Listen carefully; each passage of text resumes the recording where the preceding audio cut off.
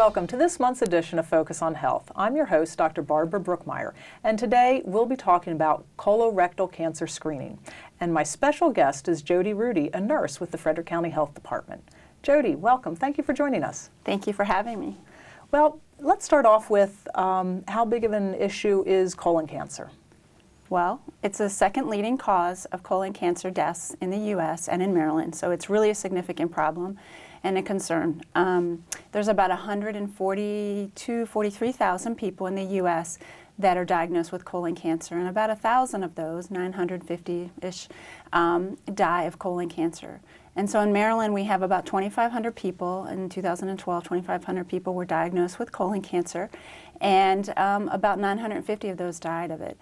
And I'd like to even bring it home and talk about Frederick. And in 2009, we had 117 people that were diagnosed with colon cancer, and 15% of those were diagnosed and died with cancer. Wow. Okay, so let's talk about why should people get screened. And I think you just gave us one of the answers, but if you could talk a little bit more about why people should get screened for colorectal cancer. The biggest reason they should get screened is it's preventable. You know, if it's caught early, 90% of people can be treated and have a very good and successful time in living. So the other thing is that symptoms, there generally aren't symptoms until late, and so it's important to get the screening before you have symptoms. And some of those symptoms are like rectal bleeding, abdominal pains, loss of weight, and you know, anytime you have any of those symptoms, you should be seeing a doctor. Mm-hmm. So I hear you say so you shouldn't wait till you get symptoms to be screened. Exactly. Because it could be too late by then. So who should get screened? Anyone over the age of 50, men and women, are encouraged to get screened at 50. And if you have a family history of colon cancer, then you should be screened earlier, generally 40. But if you've had like a family member, a father, maybe a first-degree relative that's had colon cancer, then you know, in their 30s, then you might want to be screened at 20. You really need to talk with your doctor and what your risk factors are, and actually talking to your family, because a lot of times, you know, parents, they don't really talk to their children and get them to understand that they've had precancerous polyps or had, you know, colon cancer. So they might not realize that they actually are at increased risk. Yeah, excellent. So how is the colonoscopy performed? Well, the first thing that has to be done is the person who's having the colonoscopy has to be on a clear liquid diet the day before, and that no solid foods, and they have to take medicine that cleans them out, that gives them diarrhea. And that is a really important part of the colonoscopy procedure because the doctor can't perform the procedure without that. If there's any stool in the colon, they cannot see things that they, can remove. So, but what the procedure involves is a scope, and it's a very small scope. It's about the size of your thumb. They insert it through the rectum, up through the large colon, and they stop the procedure right around the appendix. And so when they are doing the procedure, the doctor can see, he has all kinds of tools in that scope, and he can see and remove things and send them away to be tested. And that's where the prevention comes in. They can find things before they turn into anything. Mm-hmm. And they can take it out, it sounds like. Exactly. So if they see something, they can take it out before it even turns into cancer. Mm-hmm. Boy, that is great. Screening and prevention at the same time. Exactly. So how about insurance? Does insurance typically cover this, and what about people who don't have insurance? It is considered a preventative services, so it is covered as a screening. Now you need to talk with your insurance and your provider, because sometimes it's not, you may be having colonoscopy and it may be for diagnostic reasons, it may not be a screening reason, and then of course you may have to pay something at that time. And then those people without health insurance, that's where our program comes in at the health department. We are funded through the Cigarette Restitution Fund, and we've been in existence since 2001. And we assist Frederick County residents that meet a certain income to have colon cancer screenings. And the fund actually pays for the entire procedure for them. And we work with them, and if they, sometimes some people even get into the program that have insurance, but it's because they have just catastrophic insurance, and they meet our income guidelines and residency guidelines. So. Okay. Well, if people would like more information about the health department's colorectal cancer screening program, how can they get that information? Well, we have a lot of information on our Frederick County Health Department website. as well as you can call 301-600-3362.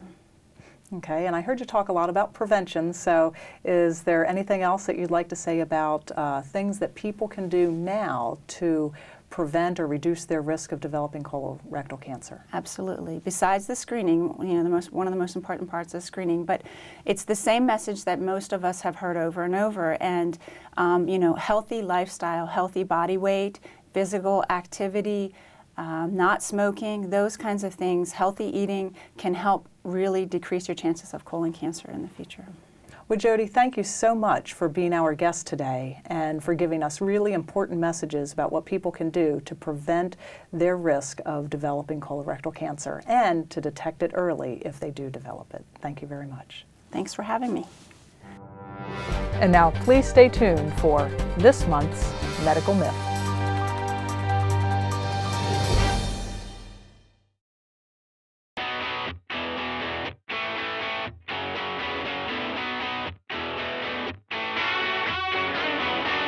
Enjoy an afternoon with your furry four-legged friend at Parks and Recreation's annual Bark in the Park event.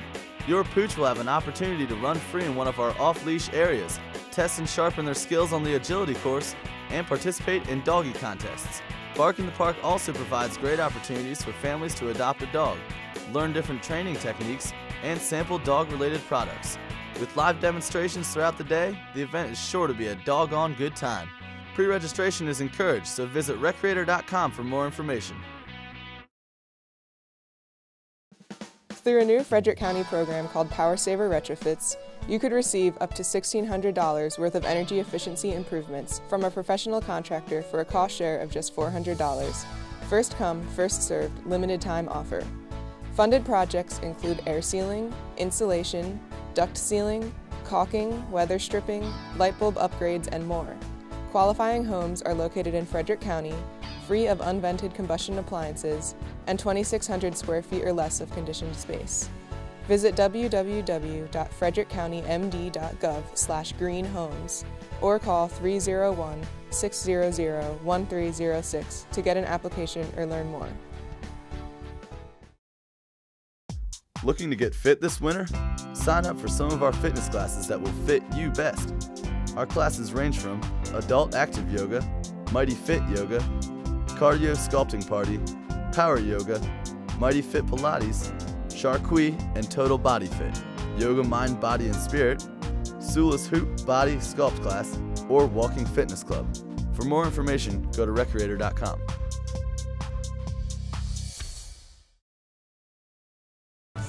Many volunteer opportunities are available on Frederick County boards and commissions. Whether the Commission on Aging, Human Relations Commission, the Solid Waste Advisory Committee, Workforce Development Board, or many others, the Board of County Commissioners welcomes your participation. Those desiring to serve must be residents and registered voters of Frederick County. For more information, contact Joyce Grosnickel at 301-600-1102 or by email at fcgboards@frederickcountymd.gov. And now here's this month's Medical Myths. This month, I'll be covering myths associated with synthetic cannabinoids, also known as synthetic marijuana. The first myth is that it is easy for parents to figure out by the name of the product or by how it looks if it is a synthetic cannabinoid. That's far from the truth. The most common names in the news are K2 and Spice, but there are hundreds of names of the products available in the United States. The second myth is that these products must be safe since they can be purchased legally in most places. Well, that's also far from the truth, since the products are labeled as not for human consumption or labeled as incense or potpourri, and the chemical compounds keep changing when bans are enacted. It has been difficult to keep the synthetic cannabinoids off the shelves. It should also be a clue that it is not safe to use when the label on the package indicates that it is not for internal use, yet the products are getting into the body by being inhaled. Another myth is that the products are just a mixture of herbs. Well, that is false. In fact, it is far from reality. Synthetic cannabinoids are psychoactive chemicals dissolved in a solvent or chemical and then applied to plant material. Those chemicals are constantly changing to evade laws and drug tests. Those chemicals are not tested for safety before being applied to the products. Kids and young adults, the most common buyers of these products, are the guinea pigs. The final myth that I will cover related to synthetic cannabinoids is that they are harmless. That is far from the truth. Across the country, in Maryland and in Frederick too, users are experiencing the effects which have been reported to include neurologic or brain changes causing agitation, anxiety, paranoid hallucinations, even seizures, and also cardiovascular or heart and blood pressure problems, kidney injury, and also users have been found non-responsive when the rescuers arrive. Don't be the guinea pig, and don't let your children be the guinea pig that these chemicals are tested on to find out if permanent brain changes will happen or not. Just don't use the synthetic cannabinoids. They are not safe. And now here's Angie Blair with this month's health tip. Hello, this is Angie Blair, health educator with the Frederick County Health Department. This month's health tip is brought to you by the Scott Key Center, as March is National Developmental Disabilities Awareness Month. One of the challenges for people with disabilities is that it can be more difficult to eat healthy, control weight, and be physically active. This can sometimes lead to obesity. Obesity is having an excess of body fat and is defined as having a body mass index of 30 or higher. Consuming more calories than what the body uses can lead to obesity because the body stores the unused calories as fat. More than 1/3 of the U.S. adult population is obese. Dramatic increases have occurred between 1990 and 2010. However, obesity is 58% higher for adults with developmental disabilities. Individuals with Down syndrome have a predisposition to obesity due to a low resting metabolic rate. Other challenges faced by adults with developmental disabilities include lack of healthy food choices, difficulty with taste, texture, chewing, swallowing, physical limitations, pain, lack of energy, lack of accessible environments, and lack of resources.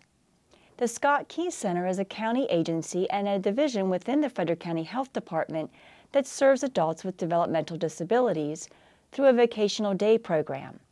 Therefore, participants of this program are referred to as employees.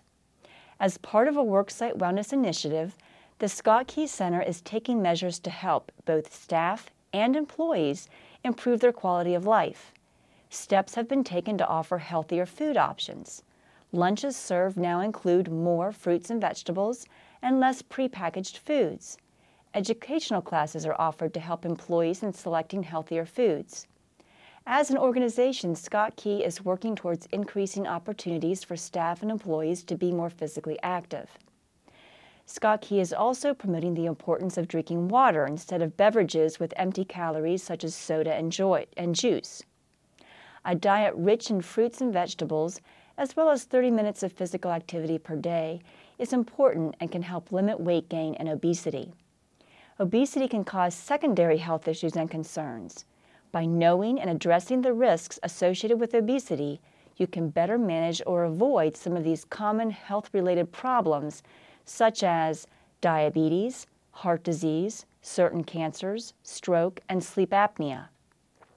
The Scott Key Center encourages everyone to take steps to a healthier you.